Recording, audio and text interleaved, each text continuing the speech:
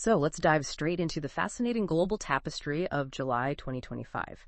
We've gathered a stack of articles, reports, and our own research from this single month. And our mission in this deep dive is really to cut through all of the noise. We want to give you a true shortcut to being well-informed, uncovering the most important, nuggets of knowledge and insight.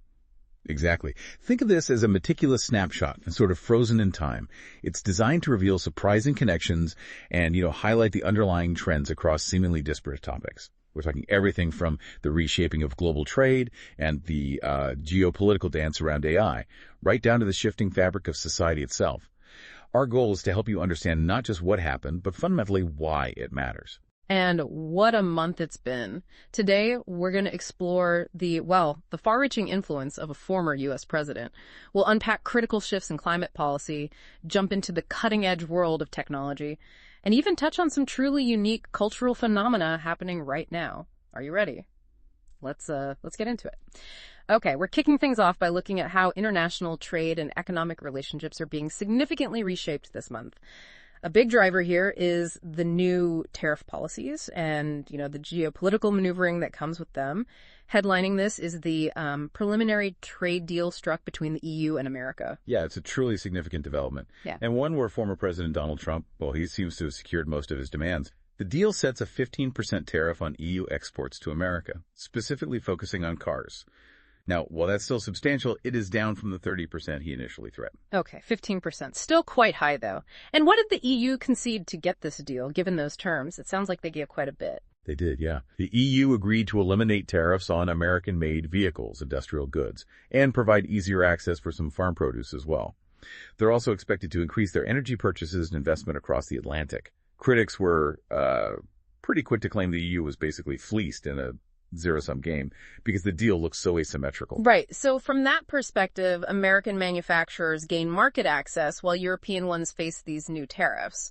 Why would the EU agree to something that looks, so lopsided? What's the deeper rationale there? Well, the prevailing argument seems to be it was a strategic choice. Avoid a full-blown trade war, especially when considering the broader geopolitical landscape. As one official apparently put it, it is about security, it is about Ukraine.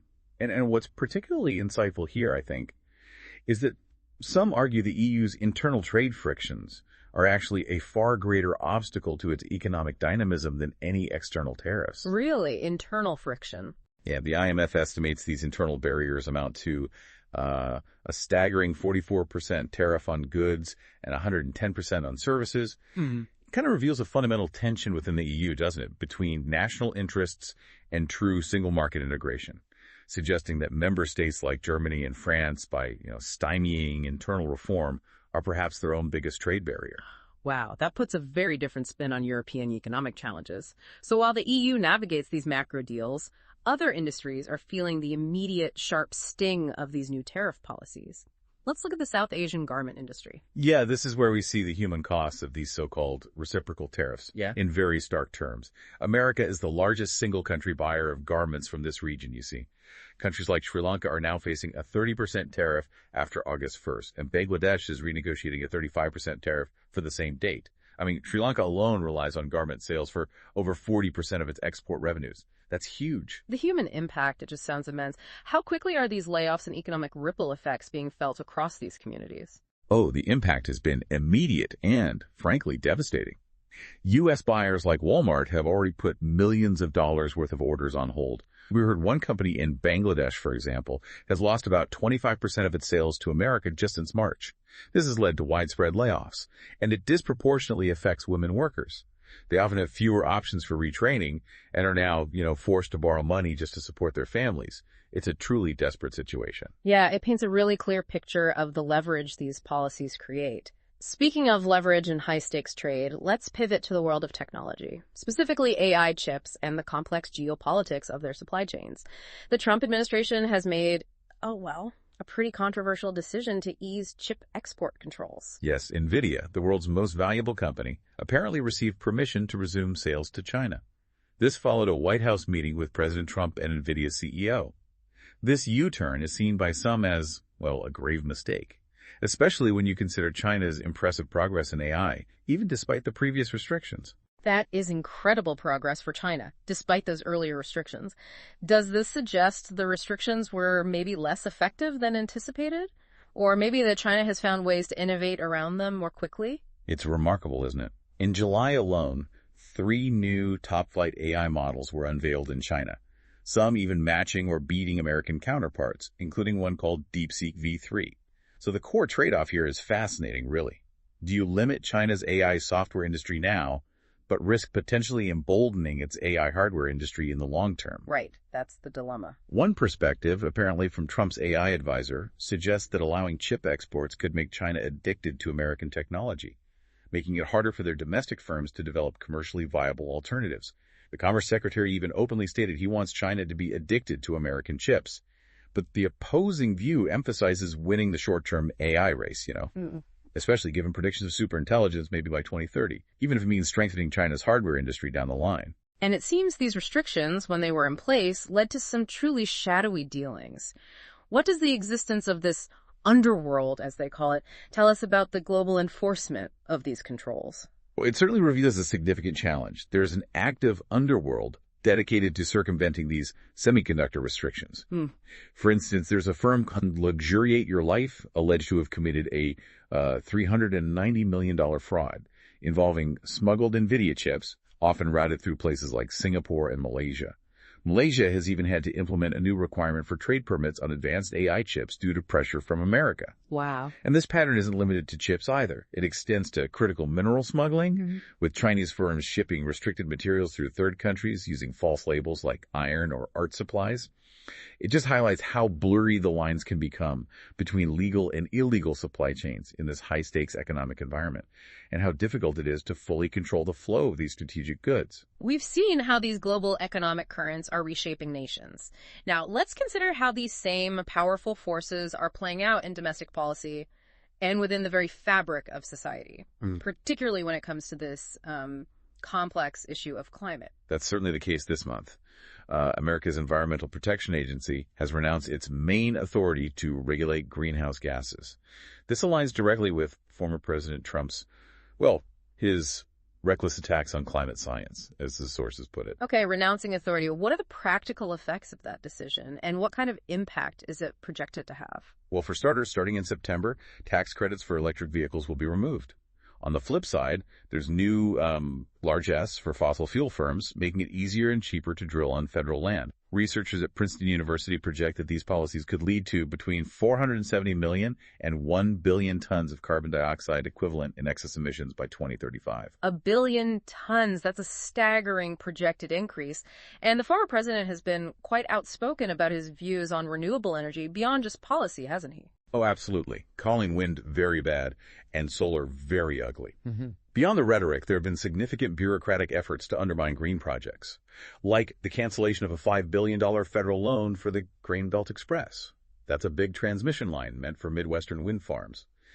This sort of hostile White House stance is already causing big climate-focused European investors to shift resources, moving them to regions like Europe and the Middle East. It signals a chilling effect on future green investment in the U.S. So what does this all mean for consumers? How will electricity prices be impacted? And what's the broader long-term consequence of, suppressing climate research like this? Well, Energy Innovation, a prominent think tank, reckons that even without added vindictiveness, wholesale electricity prices will rise by 25% by 2030 and a substantial 74% by 2035. This all comes alongside the Trump administration stopping work on the current National Climate Assessment and even taking down the government website that hosted past reports. It further demonstrates a systematic effort to undermine climate research and public understanding. The long-term consequence is, a loss of crucial data and scientific guidance for future policy decisions. So while America is making these dramatic shifts, how is Europe responding? We've heard it referred to as the humbling of green Europe. What's happening there? It's a confluence of factors, really. The war in Ukraine has spurred massive growth in defense budgets across Europe, which unfortunately directly squeezes spending on green policies. There's also renewed political opposition, with some voters feeling that the cost of cutting emissions is simply too high. We're even seeing center-right parties trimming their sails.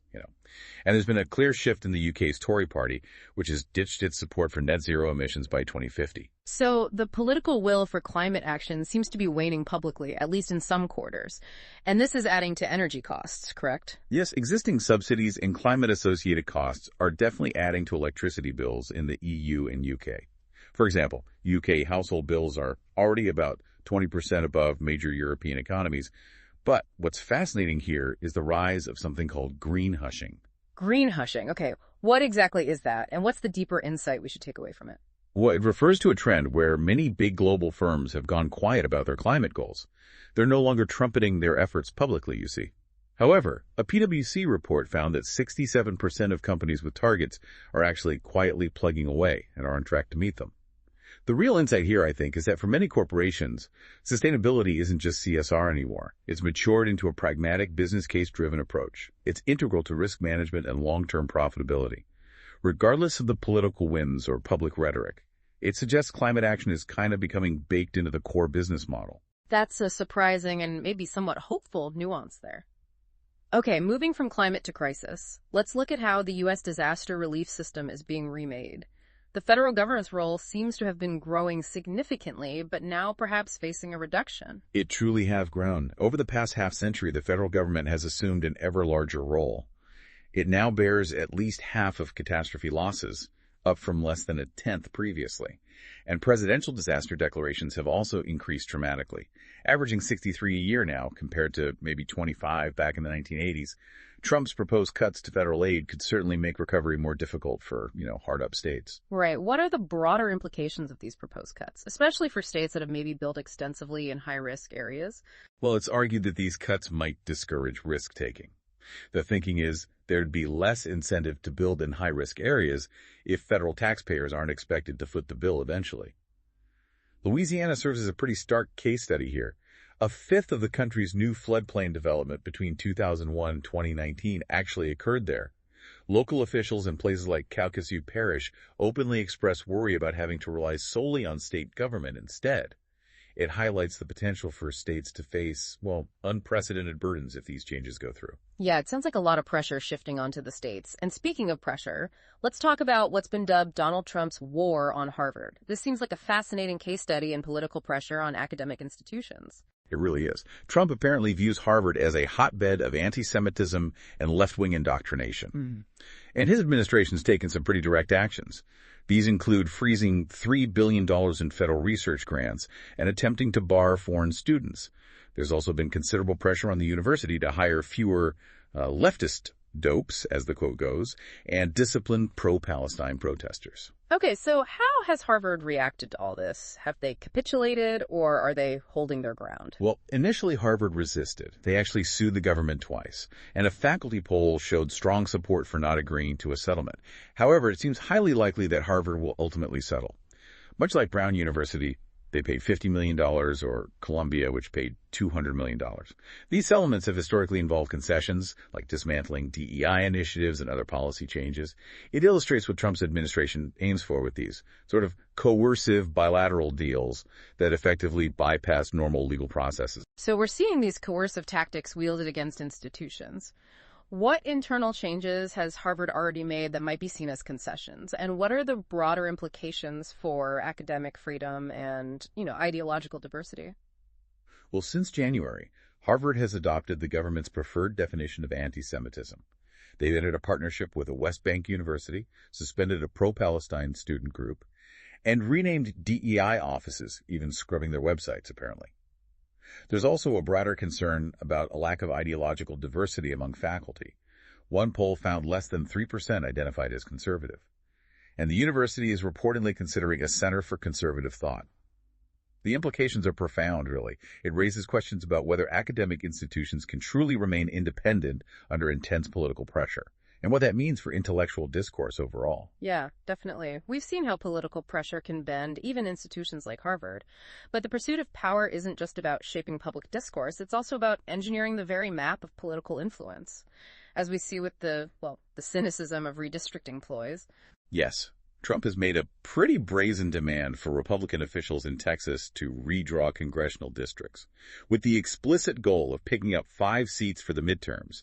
It's a move he's made quite transparently, kind of converting what's often backroom political chicanery into a sort of open honesty almost. Open honesty. And how are Democrats responding to this? Are they prepared to fight fire with fire, so to speak? Well, some Democratic governors, like New Jersey's Phil Murphy, have responded with tough talk. He said something like, never bring a knife to a gunfight. And California's Gavin Newsom has threatened similar partisan manipulation in states they dominate. It's a clear indication that they're, willing to play the same game if necessary. Gerrymandering is so widely unpopular, though. So despite the public disgust, what allows this practice to persist? Why don't the courts step in? You're right. There's widespread public disgust with it. However, the legal reality is that federal courts have largely declined to interfere in partisan gerrymandering cases. They see it as a political question. So, despite the public sentiment, it remains a potent political tool because the courts generally won't intervene on purely partisan grounds. Okay, so what are the obstacles to the Democrats' efforts then, especially in states like California? And does this whole approach carry risks for them, too? Well, California, for example, has an independent redistricting commission. Overriding that would require a significant, probably difficult effort. And there's also the risk of what's called dummymandering, where reapportioning voters in already heavily gerrymandered states could inadvertently put their own incumbents at risk. Ultimately, the argument is that Democrats might be better off focusing on appealing to more voters rather than just redrawing maps, particularly given the legal and practical hurdles involved in fighting gerrymandering with more gerrymandering. Okay, let's broaden our view now. Let's shift to other significant global hotspots and some truly fascinating technological and societal shifts happening across the planet. Right, and we're starting with a truly unprecedented move. Donald Trump's attack on Brazil's judiciary. This sounds like an astonishing use of diplomatic pressure, using something like the Magnitsky Act. It really is. Yeah. Trump sanctioned Brazil's Supreme Court judge, Alexandre de Moraes, under the Global Magnitsky Act, which is, as you say, a powerful tool. It's typically used by the U.S. to impose sanctions on individuals globally, people deemed to have committed gross human rights violations or significant acts of corruption. Right. Usually reserved for cases like, genocidal generals or officials who murder political dissidents, not usually judges in democracies. Exactly. So what was the justification for applying such a serious act to a judge in a major democracy like Brazil? What signal does this send globally? Well, the Trump administration claimed Mr. Moraes was carrying out an unlawful witch hunt against U.S. and Brazilian citizens and companies, linking it to the politically motivated persecution of former President Jair Bolsonaro. Following the sanctions, Trump signed an executive order placing 50% tariffs on many Brazilian imports. And what's truly shocking are the allegations swirling around Bolsonaro's inner circle, including, reportedly, a plot to assassinate Moraes and the current President Lula. There was even an incident back on Christmas Eve 2022 where a man strapped a bomb to a fuel truck near Brasilia's airport, though thankfully it failed to detonate. Good grief. This pattern of accusing opponents of lawfare and applying punitive tariffs has also been echoed in Colombia. Following the conviction of former President Alvaro Uribe, it suggests similar tariffs could follow there. It sends a clear signal, doesn't it, that the U.S. is willing to use its economic leverage to intervene in the internal judicial affairs of other nations, based on perceived political alignment. That's quite a web of connections and interventions. From Brazil, let's turn our attention to Iran, where the supreme leader, Ayatollah Ali Khamenei, seems to be fading into the shadows somewhat. What's the political state there, and what are the implications of a potential power vacuum looming? Well, Khamenei is appearing rarely in public, and his sermons are reportedly brief, which is raising significant questions about succession, naturally. The Islamic Revolutionary Guard Corps, or IRGC, is aggressively using the threat from Israel to consolidate power. But they're apparently facing internal fragmentation and paranoia due to apparent infiltration of their ranks. Interesting. And what about other political figures? Are they trying to make a move amid this uncertainty? Absolutely. The current president is attempting reconciliation efforts, and 2 former presidents are reportedly plotting a comeback. Amidst all this, Iran is considering resuming nuclear talks, and even, get this, a potential non-aggression pact with Israel to escape sanctions. It speaks to a deep uncertainty about the country's future direction, and maybe highlights a strategic pivot to escape international isolation through diplomacy, rather than just confrontation. Okay, given those sanctions, it's pretty surprising to learn about what's been called the secret food trade corrupting Iran's neighbors. Yeah. How is Iran managing to be a near monopoly supplier of produce to places like the UAE? That seems counterintuitive. It's a fascinating phenomenon, really. A testament to ingenuity and, well, evasion. Despite sanctions, Iran now supplies 9 out of 10 cauliflowers, tomatoes, and watermelons imported by the UAE, generating billions in exports for Iran. This trade largely bypasses formal banking through an informal Hyundai system, which is essentially a trust-based money transfer network common in the region. It also involves smuggling on a grand scale, apparently, with tactics like camouflaging Iranian produce in boxes from reputable brands to avoid detection. Wow. So it's not just about bypassing sanctions, but also involves local corruption then.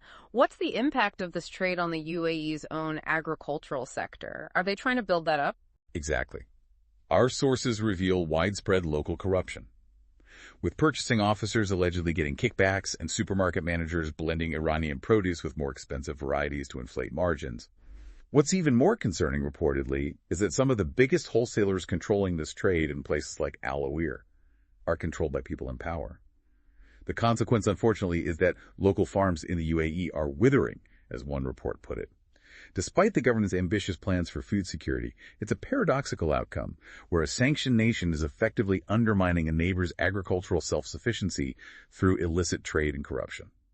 Okay, let's shift gears completely. From clandestine trade to military strategy in a new domain, specifically the U.S. Space Command, which is actively preparing for orbital combat. It was reestablished under Trump in 2019, and now it's focused on warfighting in space. What's driving this? Yeah, there are two main factors driving this shift. First, the American Armed Forces' reliance on satellites has compounded exponentially for military operations. Everything from navigation to communications depends heavily on space assets now. Second, there has been a significant change in the threat landscape, particularly from China, which has shown an 8-fold increase in satellite launch activity since 2015 and has developed advanced electronic warfare capabilities that can target satellites in orbit. Right. And are they working with international partners on this? What's the plan and what's the vision for the role of AI in this new domain? That seems crucial. Yes, there are international alliances like Operation Olympic Defender, where U.S. Space Command works with 6 other countries, including Britain, France, and Germany, to deter hostile acts in space. The vision for the future definitely involved AI playing a bigger role on board satellites. The idea is for AI to detect nefarious objects, maybe autonomously maneuver satellites to avoid threats, or even act as dedicated defender satellites flying in close formation with critical assets. That sounds incredibly powerful, but also, a little concerning. And think about how these advances in AI are also impacting spy agencies on Earth. With the U.S. intelligence community experimenting with these cutting-edge agentic models, what are these exactly, and what concerns arise when AI is granted such autonomy, whether in space or intelligence? Agentic models are a significant leap forward, Yeah. Think of these not just as chatbots, but as AI that can break down a huge, complex problem into smaller steps, decide which tools to use for each step, and even execute those steps, essentially acting like a highly sophisticated self-directed assistant or analyst. The common thread here, whether in space or intelligence, is AI pushing boundaries. But with that power comes concerns about things like hallucinations, where the AI generates inaccurate or fabricated information. Right, the reliability issue. Exactly. For example, OpenAI's most recent agentic model apparently hallucinates in around 8% of its answers. Some engineers in the intelligence community express what they call a healthy conservatism, preferring consistency and reliability over raw speed and the sometimes unpredictable recursive generation of prompts. It's a constant, vital balancing act, isn't it, between embracing cutting-edge tech and ensuring absolute accuracy in these incredibly high-stakes environments? That tension is fascinating. Now, from artificial intelligence, let's move to a completely different kind of ambition, the Earth Biogenome Project, which aims to sequence all eukaryotic life on Earth. That sounds like a scientific endeavor of absolutely epic proportions. What's the potential impact of such a project on, say, human challenges like finding new medicines? It is a monumental undertaking, sequencing all plants, animals, and fungi. Projects like the Darwin Tree of Life in the UK and Ireland are already making significant progress. They've collected nearly 8,000 species and sequenced over 2,000 already. The uses are potentially vast, from monitoring endangered species, evaluating inbreeding in captive populations, to finding useful biological compounds like new antibiotics or even drugs derived from venoms. Researchers are actively mining these genomes for instructions on how to build novel compounds. So, incredible potential, but I imagine there must be major hurdles to overcome, perhaps even unintended consequences from well-meaning regulations. Absolutely. A significant obstacle, somewhat ironically, is the Nagoya Protocol. It's a well-intentioned international regulation designed to ensure equitable sharing of benefits from genetic resources. But it has actually made sharing biological samples across borders much harder due to confusing bureaucracy.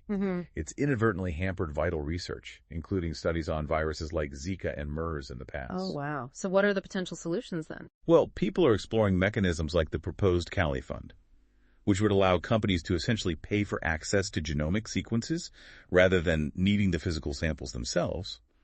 Another approach is teaching local scientists in biodiverse countries how to do the genomic sequencing themselves, which would effectively bypass the cross-border restrictions and also build local scientific capacity. That seems like a win-win. It's incredible to think about the breadth of scientific ambition today, even extending to interstellar travel. There was a serious design competition this month for interstellar travel ships, capable of centuries-long journeys without suspended animation.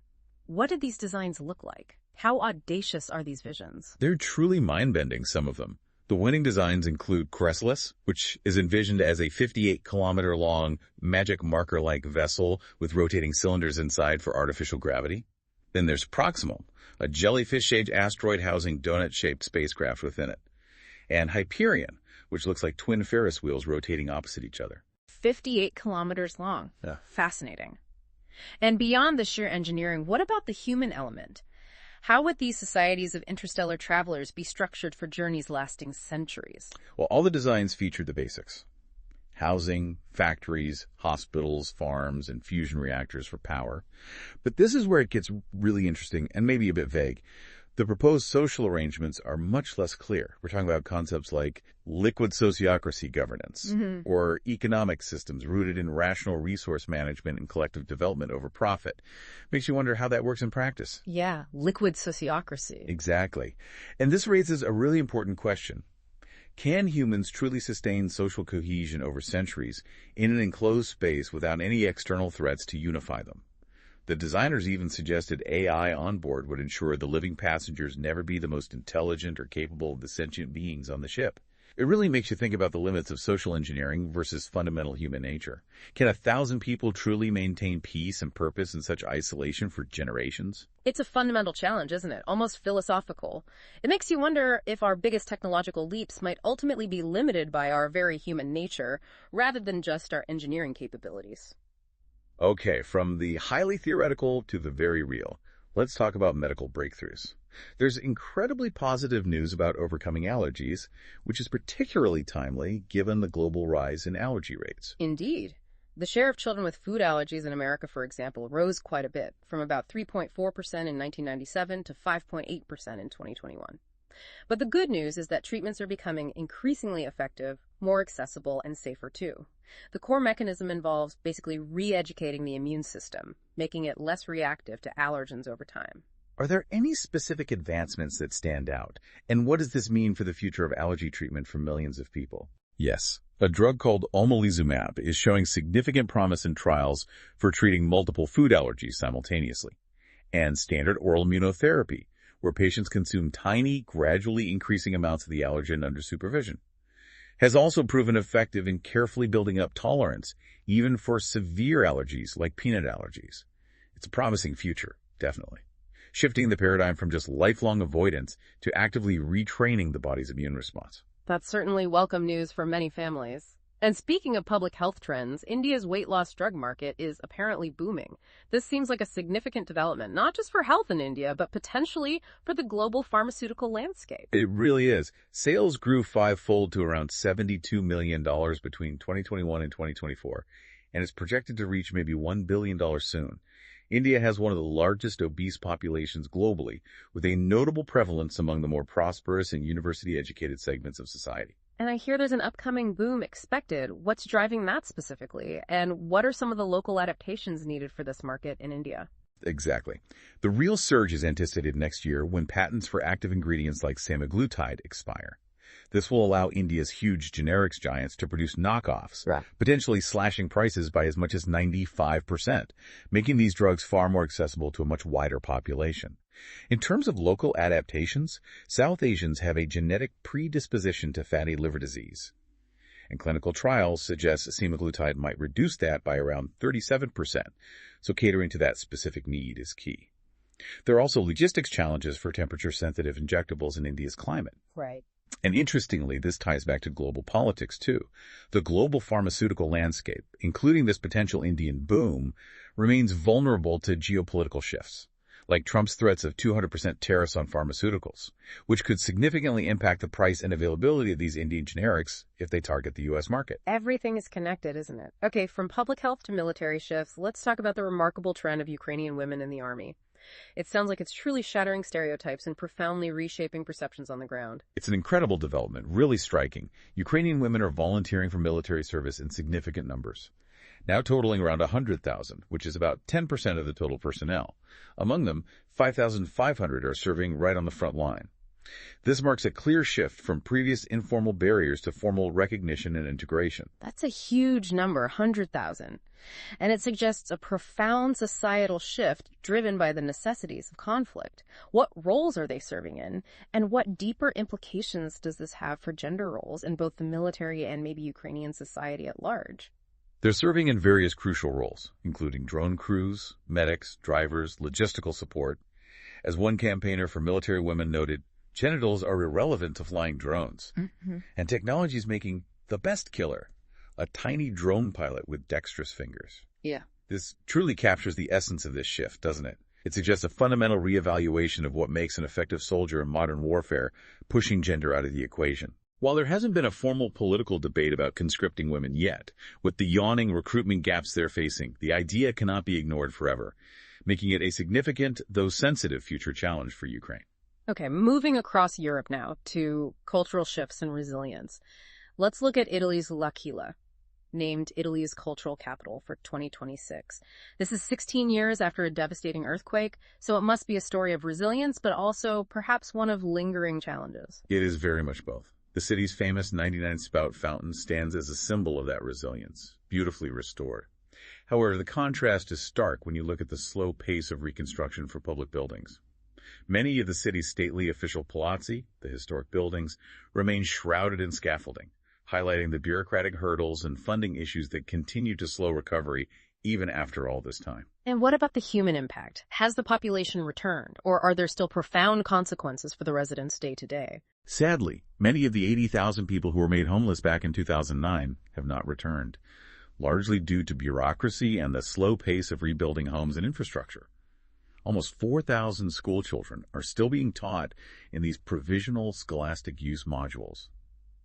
Basically, temporary classrooms that are completely unsuited for extreme summer heat or winter cold. It highlights the ongoing struggle for normalcy and the very long tail of disaster recovery. It's a sobering lesson in how quickly natural disasters can strike and how incredibly slow bureaucratic recovery can sometimes be. Yeah, 16 years is a long time to still be in temporary classrooms. Yeah. Okay, from resilience in Italy to surprising revivals in Britain. Let's discuss the unexpected comeback of Britain's village feats. This seems like such a charming traditional summertime event. What's driving this unexpected resurgence, especially with declining rural populations in many areas? It is quite charming, isn't it? Despite the decline of some rural populations and the closure of local services like pubs and post offices, we're seeing a surprising revival of traditional English summertime events like village feats, complete with things like snail racing. The primary driving force seems to be the increasing presence of middle-class urbanites moving into these rural areas. They apparently bring the skills, resources, energy, and time needed to organize and sustain these events. Ah, the newcomers revitalizing old traditions. Exactly. There's a humorous example from the World Snail Racing Championships in Congham, Norfolk, which is now apparently run by relative newcomers to the village who've embraced it. It's a real testament to how new residents can breathe life back into local culture, ensuring these quirky, unique traditions endure. That's a lovely thought to end on, almost. Finally, though, let's talk about an enduring literary legend, Ernest Hemingway.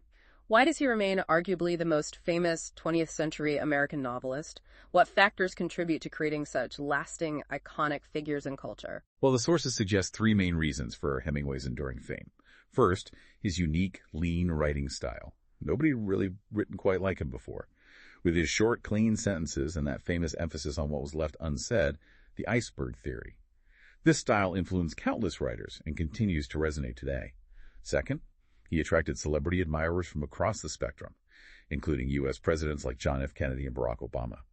Even Donald Trump has, perhaps surprisingly, dubbed himself the Hemingway of 140 characters. Okay. But the third, and perhaps most crucial reason for his enduring fame, is that his life became a legend, inextricably intertwining with his fiction. His adventurous, often controversial, larger-than-life persona became part of the literary myth itself, ensuring his continued renown far beyond just the pages of his books. He lived the brand, so to speak. A powerful combination. Well, we've navigated a truly fascinating and sometimes, startling global landscape today, haven't we? From the boardrooms grappling with tariffs, to the battlefields redefining gender roles, from the labs pushing the boundaries of AI, to the quiet villages reviving ancient traditions like snail racing. July 2025 has certainly been a month of significant shifts and maybe some surprising continuities, too. Indeed. We've seen how geopolitical pressures are profoundly reshaping economies and global supply chains, how climate action faces these political headwinds, yet quietly progresses in the corporate world through things like greenhushing, and how technology continues to push boundaries, sometimes in unexpected ways with potentially unforeseen consequences, like with agentic AI. What's clear, I think, is that the world is an incredibly complex tapestry, with threads of history, politics, economics, and innovation constantly weaving new and intricate patterns. Absolutely. So as we wrap up this deep dive, maybe consider this provocative thought. In a world where global superpowers wield immense influence through tariffs, sanctions, and policy shifts, yet local communities find new ways to thrive, whether it's rebuilding after disaster or reviving village faiths. And individual stories, like Hemingway's or the Ukrainian women soldiers, resonate through time. How much of our future is truly shaped by grand policy from the top down, and how much by the everyday choices, the resilience, and the innovations of people just like you? That's a great question to ponder. What stands out to you from this snapshot of July 2025? What implications do you see for your own understanding of the forces shaping our world right now? We invite you to continue exploring these themes on your own. Thanks for joining us.